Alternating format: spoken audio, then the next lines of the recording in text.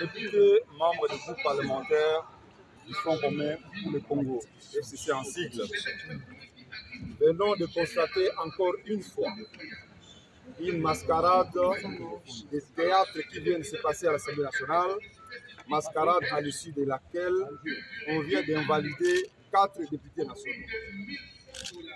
Vous avez remarqué que cette commission, 5 députés nationaux, cette commission a été composée en violation du règlement intérieur qui veut que les commissions paritaires et spéciales soient composées à part égale entre les députés de l'opposition et de la majorité et que les bureaux de ces commissions soient composés par les membres de l'opposition et de la majorité. Cette commission a été dirigée exclusivement par les membres de la majorité. En même temps, la période qui a été considérée pour invalider les députés nationaux est celle concernée par la période de Covid où le gouvernement a exigé des mesures de distanciation et le gouvernement lui-même tient jusqu'à ce jour des réunions en distanciel pour éviter la contamination par le Covid. Le bureau de l'Assemblée nationale avait décrété que seuls 64 députés devaient siéger à l'Assemblée nationale et cette mesure n'a jamais été levée. Et paradoxalement, nous nous rendons compte aujourd'hui que cette commission non seulement a siégé, la procédure en plénière n'a pas été respectée, qui veut que, en cas de rapport d'une commission, un débat est engagé. De deux, en ce qui concerne les individus, un vote secret est engagé pour que l'on décide sur le sort des députés. Mais le bureau de l'Assemblée nationale a violé toutes ces dispositions et a passé au vote de manière cavalière et la recevabilité du rapport et l'adoption du rapport. Nous prenons à témoin l'opinion nationale et internationale sur cette mauvaise foi encore de l'Union sacrée, dans une période où il venait de décrier ou de décréter qu'il faut taire les divergences entre la majorité et l'opposition. Aujourd'hui, nous nous rendons compte que la majorité continue à accentuer les divergences et la fracture sociale au Congo pendant que la République du Congo est agressée. Nous prenons donc à témoin l'opinion nationale et internationale sur cette mauvaise foi et nous condamnons cette énième violation de la Constitution et de la loi de la République parce qu'après avoir violé la loi et la Constitution sur la loi sur la CENI, la loi électorale, sur la Cour constitutionnelle, aujourd'hui encore, on vient de violer la Constitution et nos lois sur les principes qui doivent fonder la validation ou les validations de mandat des députés.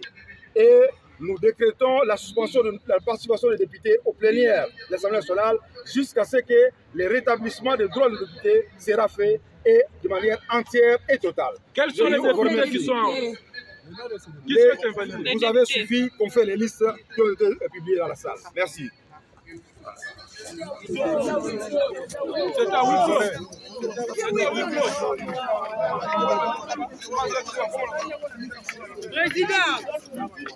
President Johnson. Kwa sababu kwanza tunataka kusema huko violation ya reglement intérieur na constitution inafanyika kila siku mara nyingi. Tunajiuliza kama tuko na Assemblée nationale tena. Kwa hiyo mambo ya kuinvalide badepute wanainvalide badepute bamingi ni ba opposition.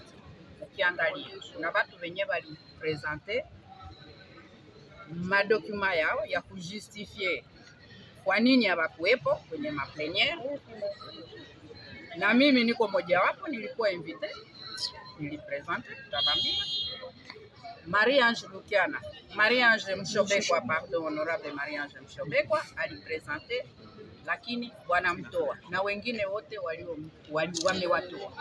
Kwa hiyo sisi tunasema hivi, Assemblée nationale ni kama iexiste na kufa, kwa sababu kuko violation ya constitution, violation ya reglement intérieur, hakuna respect yake. Kwa hiyo sisi kama wa FCC tutakuwa na mkutano tuone kama kuna necessite ya kuendelea kuparticiper kwenye violation ya maloi ya Asante. Que le bureau puisse se rétracter parce qu'on n'a pas donné la parole à ceux qui sont incriminés et qui étaient dans la salle, qui ont demandé la parole pour s'expliquer, on ne leur a pas donné l'occasion de s'expliquer. Le cas le plus flagrant est celui de Marie-Ange Mouchobé. Que vous tous, en tant que journalistes, vous la voyez siéger. Et j'aimerais vous dire que quand elle était malade, elle est partie avec des autorisations de sortie pour soins médicaux. Quand elle devait aller pour d'autres raisons, elle a eu des autorisations de sortie. Elle a présenté tous les cas, toutes les justifications. Mais voici le résultat. Je suis surpris d'apprendre que l'honorable Mova n'a présenté aucun justificatif. Et pourtant, nous avons vu, il a justifié sur la session de mars et sur la session de septembre. Mais la commission qui retire ces justificatifs de la session de septembre dit qu'il ne s'est présenté, qu'il ne s'est justifié que pour la session de mars. Il y a eu une volonté délibérée. Vous allez vous rendre compte que les noms qui avaient été donnés dans un faux tweet que le bureau de l'Assemblée avait nié, ces noms sont revenus aujourd'hui. Donc, imaginez, il y avait 312 personnes qui étaient concernées par les absentéismes. Le bureau a donné un critère qui n'existe pas dans le règlement. Et vous avez suivi le rapport. On n'a examiné que les cas de 127. Et les autres, on a dit qu'ils ne sont pas concernés et ils ont été mis de côté. Donc je considère pour ma part que du fait qu'il y a eu une erreur grave, il faudrait que le bureau revienne. Et on choisit pour que vous puissiez comprendre que c'est fait délibérément.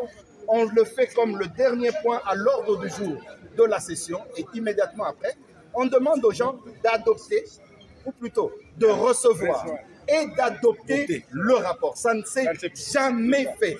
On adopte, on reçoit le rapport, on le juge recevable, on soumet au débat et à la fin, on adopte le rapport. Mais on a posé une seule question. Le rapport est-il recevable? Est-ce que vous l'adoptez? Et on a dit 300.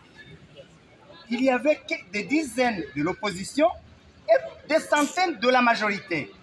Aucun de la majorité n'a été concerné par la réforme. Alors, deuxième chose, la question de Mme Marie-Ange, elle a présenté les justificatifs en commission en personne. Et elle a été mise dans la catégorie de ceux qui n'ont pas présenté les justificatifs. Mais aussi, si vraiment on voulait respecter le règlement intérieur, il fallait qu'on soit sérieux et qu'on chasse tous les 320 ou 312. Tous les restes, ceux qui ont dépassé le quart de session, tous les restes, c'est de l'arbitraire. La liste était déjà préétablie, nous le savions. Elle a été préparée en dehors de la commission, mais même lorsque les délégués du FCC sont sortis de la commission, les noms de Marie-Ange n'étaient pas sur la liste. Et puis, quand elle est revenue sur la liste, seul le bureau de la commission et le bureau de l'Assemblée nationale le savent.